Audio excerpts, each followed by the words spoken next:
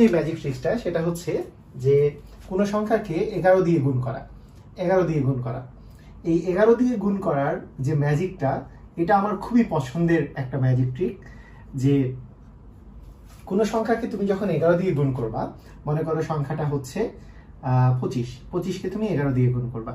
তো 11 দিয়ে গুণ করতে গেলে তুমি যে কাজটা করবা সেটা হচ্ছে, যেই সংখ্যাকে তুমি 11 দিয়ে গুণ করছো, এইখানে 25কে তুমি 11 দিয়ে গুণ করছো, 25-এর লাস্টে আছে কত? 5। তুমি উত্তরের লাস্টে 5 বসাবা, তারপরে 5 আর 2 যোগ করে তুমি মাঝখানে বসাবা, 5 আর 2 যোগ করলে 7, এবং সামনে এই 2টা বসাই দিবা। তার মানে 25 আর 11 গুণ করলে আসবে 275। কতটা মজার! ম্যাথটা এতটাই মজার হতে পারে, এটা আমি প্রথম উপলব্ধি করেছিলাম যখন 11-র গুণগুলো করা শিখেছি, 11 দিয়ে কোনো সংখ্যাকে গুণ করা শিখেছি।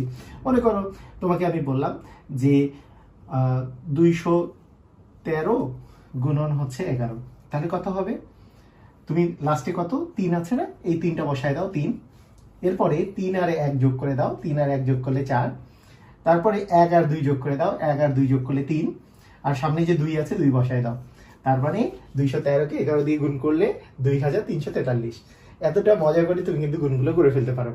আচ্ছা, আরেকটা আমি প্র্যাকটিস করি। মনে করো 7, 4, 8, 3, 5 গুণন হচ্ছে 11।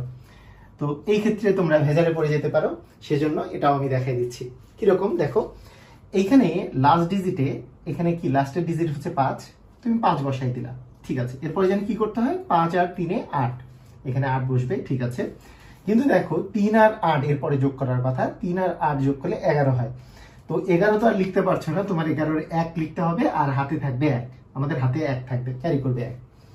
এরপরে এই 8-এর সাথে তুমি 4 যোগ করবা, 8-এর সাথে 4 যোগ করলে 12, আর হাতের 1 মিলে 13, 13 3 বসাবা, এবং হাতে আবার 1 থাকবে।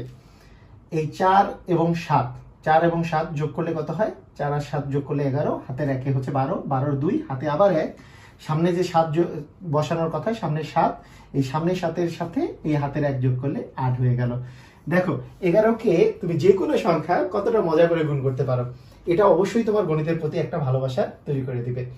তো আমার ক্ষেত্রে এরকম হয়েছে যে এটা আমার সবচেয়ে পছন্দের ম্যাজিক ট্রিক।